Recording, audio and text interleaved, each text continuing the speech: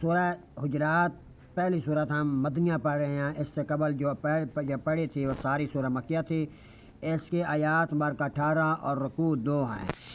اس صورت کے اندر کافی سارے مسائل اللہ تعالیٰ نے بتائے ہیں اور نبی علیہ الصلوۃ والسلام نے ہم پر پہنچائے ہیں فرشتوں کے ذریعے۔ اس میں کافی سارے مسائل یہ ہیں کہ الگو ایمان لو اور رسول صلی اللہ علیہ وسلم کے آگے نہ بڑھو، ان کی آواز سے اپنی آواز کو نیچے رکھو تاکہ تم اجر پا جاؤ گے اور اچھے معاملات میں آپ شامل ہو جائیں گے۔ چلتے چلتے اللہ تعالیٰ نے اس صورت میں بھی یہ بھی بتایا ہے کہ جو ایمان والے ہیں وہ اپنے بھائیوں کو محبوب بناتے ہیں، دوست رکھتے ہیں اور ان کے ساتھ ٹھٹا بازی نہیں کرتے، ان کے ساتھ فسوق عصیان یعنی کہ نافرمانی نہیں کرتے اور ان کے ساتھ اچھا محبت پیار سے پیش آتے ہیں۔ اس کے بعد چلتے چلتے اللہ تعالیٰ نے اس صورت میں یہ بھی بتایا ہے کہ آپس میں بھائی بھائی بن کر رہو، انصاف کے ساتھ رہو۔ اگر ایک دوسرے کے ساتھ زیادتی ہو جائے، گناہ ہو جائے، کوئی غلطی ہو جائے تو اس کو معاف کر دینا سب سے بڑا اجر عظیم ہے۔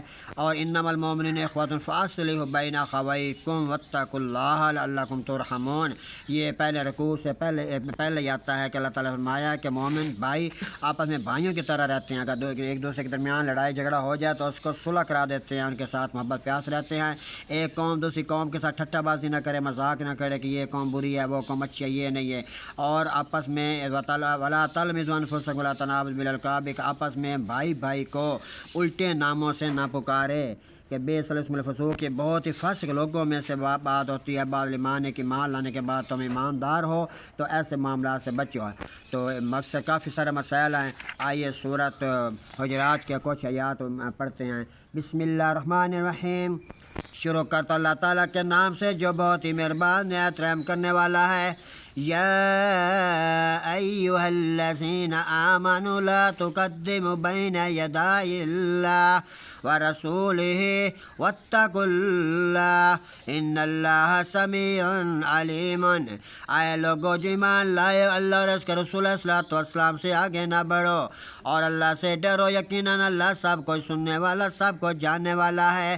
یا ایھا الذین آمنوا لا ترفعوا اصواتکم فوق صوت النبی ولا تجہروا له بالقول كجهر بعضكم لبعض ان تحبط اعمالكم وانتم لا تشعرون۔